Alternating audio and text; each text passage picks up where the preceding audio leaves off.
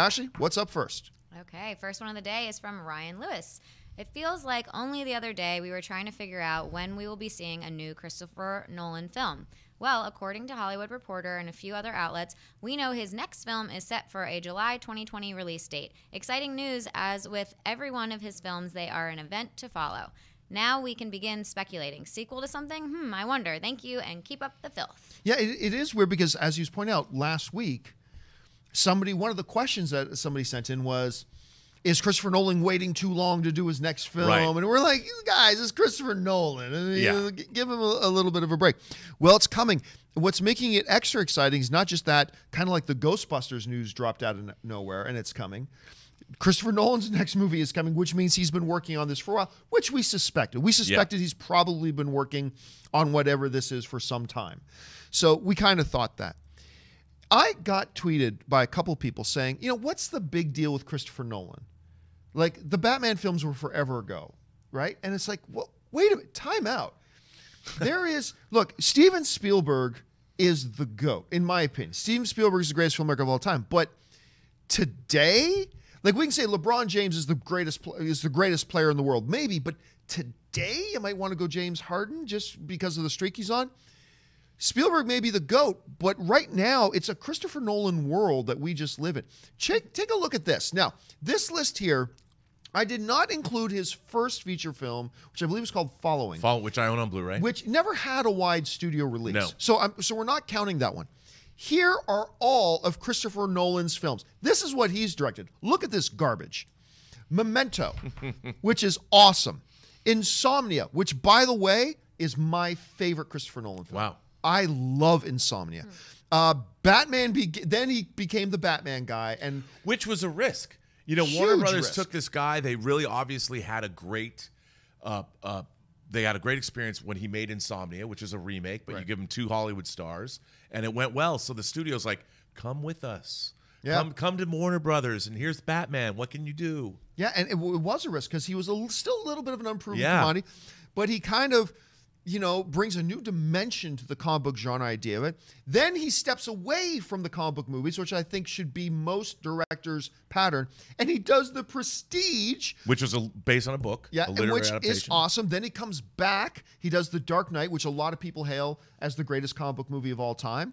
Then he goes out away from Batman again, does Inception, which is a lot of people's favorite Christopher Nolan movie. It's mine, and it almost made $1 billion. Yeah. And I remember reading articles when it came out that the Warner Brothers publicity people are like, oh, no one's going to go see this movie.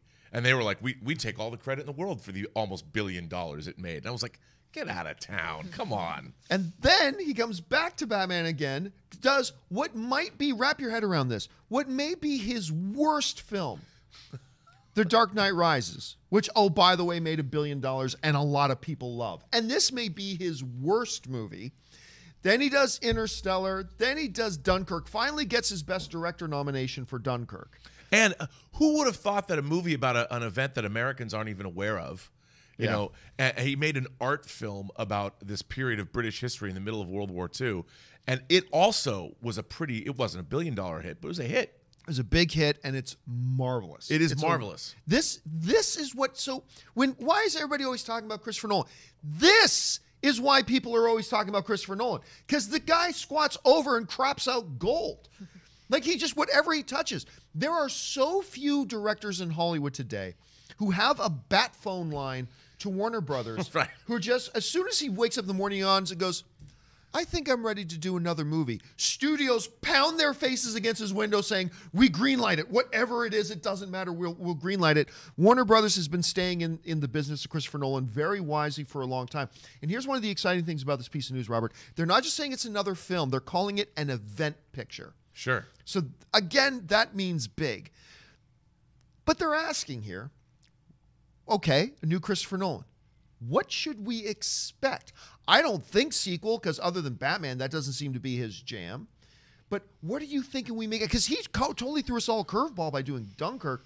Where do you think Christopher Nolan could be going next? I think, like Inception, it's going to be an original property that he and his brother Jonathan probably came up with. And when they say event picture, I would imagine it'll be something, whether it's science fiction, it'll be some kind of fantasy slanted film in some way. And I bet it's going to be huge. I mean, Inception, if you watch it, is a huge movie. I mean, huge things happen in that film. Oh, yeah. Cities fold over on themselves. Yeah. You know, I mean, it's a huge movie. I think we're going to get something along those lines. Ashley, let me ask you, looking at this list of films that he had, what's your favorite Christopher Nolan film, and where do you think he's going to go next?